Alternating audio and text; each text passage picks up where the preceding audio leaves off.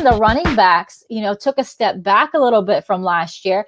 Michael Pirine did a lot, but, Dan Mullen likes running these 2 running back sets. And 2 years ago, when they had Jordan Scarlett and Michael Pirine as their 1-2 punch, sometimes Jordan Scarlett was able to really pick up the blitz, was able to do a great job on blocking for Michael Pirine when they ran those 2 running back sets. So now you're going to ask Dameon Pierce, Malik Davis, Iverson Clement, Lorenzo Lingard, if he does get his waiver to play for next season.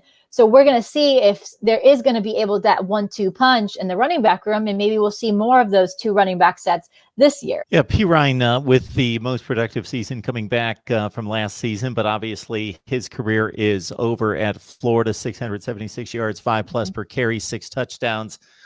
So Malik Davis, he's a guy that back in 2017 came out of nowhere to have a big season. He was a sophomore last year after a redshirt season, I believe. Is he still in the mix? Yeah, of course, he's still in the mix. The only thing that we have questions about him is, like you said, he's had 2 season-ending injuries in a row. After his freshman season, he got hurt. He missed the rest of the season. His second season, unfortunately, kind of happened the same way. And then, he redshirted. So now the question is, can he kind of go back to where he was last year? He played, he was healthy throughout most of the season, but it seemed like he was more hesitant than in the last 2 years. Obviously, when you're coming back from 2 back-to-back injuries like that, you're not playing at full speed yet. He's still, it takes a while. And I think that's the big question for him. He wasn't the same Malik Davis we saw, the year before, even 2 years before. He was very different. And that's something that we're going to look at in the spring is, can he take the next step forward? And honestly, when you think about it, Florida really needs Malik Davis or Iverson Clement to step up, because you only got Dameon Pierce as your number 1 guy. And then next, you're thinking Lorenzo Lingard possibly can get that number 2 spot, but then is he going to be eligible? We're leaving everything to the NCAA hands. He has a very good reason to become immediate eligible, but so did Brock Huffman at Virginia Tech.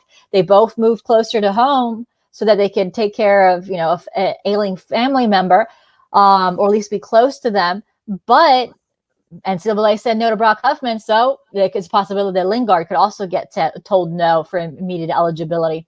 So you're going to be left with Iverson Clement and Malik Davis as 2 guys that have more experience in that running back room to be that number 2 punch in that running back room. Because the next guy down is Naquan Wright, and he's a redshirt freshman that hasn't had much playing time.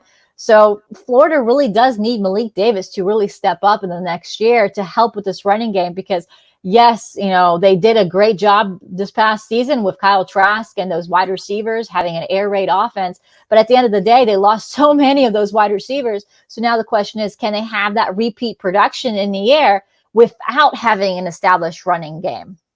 I was going to try to pin you down on the depth chart, but you did pretty well, considering that Lingard is a huge wild card left in the hands of the NCAA. And again, Malik Davis coming off 2 injury-riddled seasons after the big 6.7-yard performance back there as a freshman.